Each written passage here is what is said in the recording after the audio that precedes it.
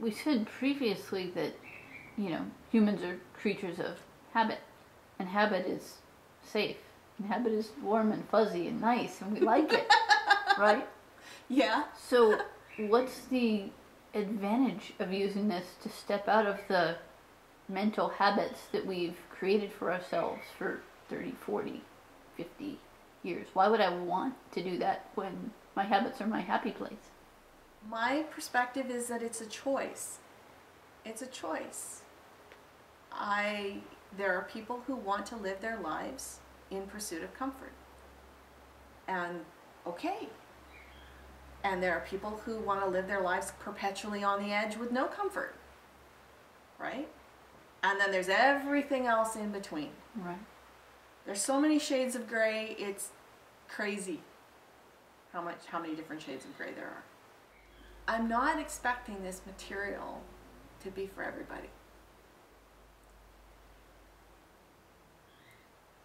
But I haven't met a person yet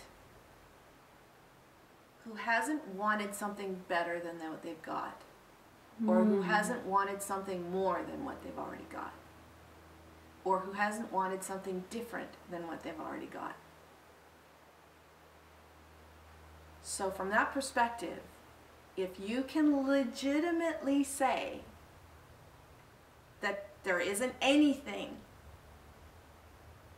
that you would want that's better, more, or different than what you have right now, then there is no advantage. But see, I think that's a little bit different than what I was asking, although I think you answered my question almost by accident. Because what I was coming from is not that I am completely satisfied with my life, but that stepping out of your comfort zone is scary and I don't want to do it. So why would I do that?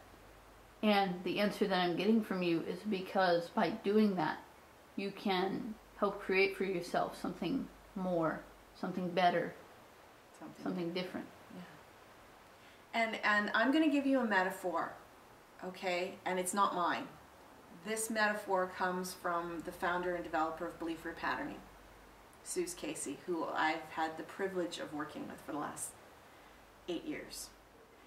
So, have you ever tried to take away a favorite toy or a blankie from a child? Okay? You might as well have a crowbar and 5 grown men. You're still not going to get that blankie away from the child. And if you do, it's, oh, God help you. Right? And it doesn't matter how dirty, how smelly, how anything that blankie is, that blankie belongs to that child, right? Like that child's not going to let that blankie go. That's how we live our lives. Okay? We find the things that we have comfort in. We find the things that help us move through life, and we hang on to them, and we hang on to them very white-knuckled. Until the child sees the pony and promptly drops the blankie. Yes, it's scary to let go of what we know.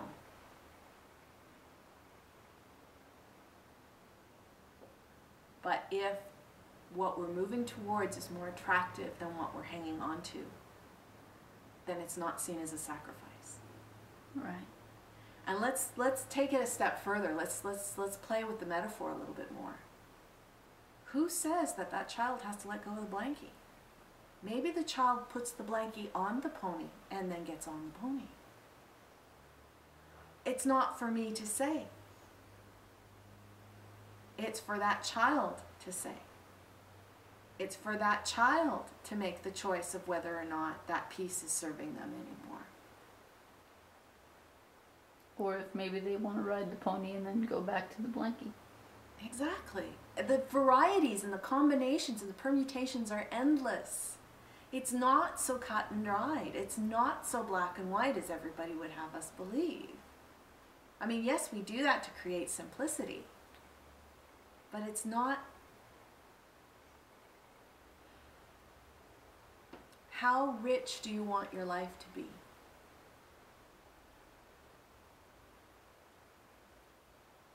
Some people say that what they have right now is very rich, that they don't need anything else. They're not for wanting of anything else. One of the reasons that we talk so much about in 6 Receiving about desire is because there is a perception that if you are wanting something else, that means that somehow your life is lacking. Mm-hmm. It seems to be a given. My life is very full now. It wasn't always. My life is very full now. Are there some things I still want? Yeah.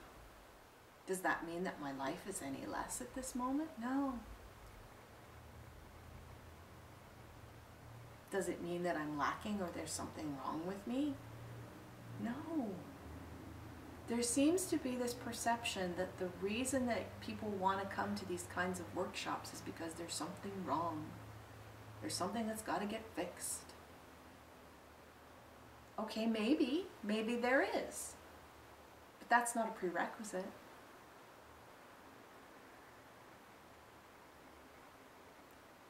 I like saying, come play in the sandbox. Just come and explore. I've got the shovel, you've got the bucket, let's go. It's about being in the exploration of it. It's about being in the experimentation place of it. It's like going to the store and trying on coats. You try on as many coats as you need to try on until you find one that fits. If you don't need a coat, why try on coats? It doesn't make any sense. Absolutely.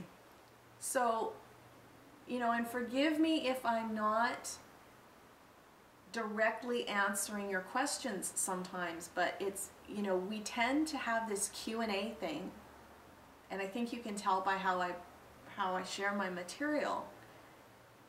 If I give you a straight answer, then I'm giving you my answer. It's better if I ask some questions and pose some ideas and some concepts and you come to your own answer. Because I don't have your answers for you. And if I presume I do, that doesn't serve anybody.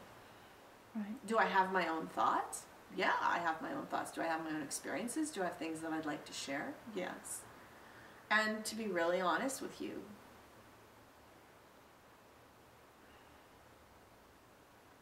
I've spent so much of my life championing other people, their thoughts, their content, their ideas, because that's what I honestly believed my purpose was here to do. I believed that my purpose was to go out and champion these absolutely cutting-edge thought leaders who are contributing brilliant material to what I believe is going to be a whole new era of thought and learning for this planet. I never considered myself having anything of substance that I could offer. And it wasn't until my coaches went, no, this is different. This is unique. This is a new piece. And it's taken almost 2 years of me getting out of my own way to be here. The fact that I'm sitting here talking on this with the camera rolling right now is foreign to me. This is a whole new experience for me. And I'm allowing myself to go, okay, here's another signal, here's a new piece, here's someone who's interested enough in the material to say, I'm willing to do this. Do you want to come play with me in the sandbox? And even though it's foreign to me, and even though it intimidates me a little bit, here I am. So,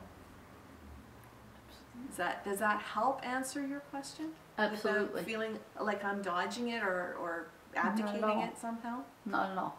Okay. It was a very good answer, actually. Okay.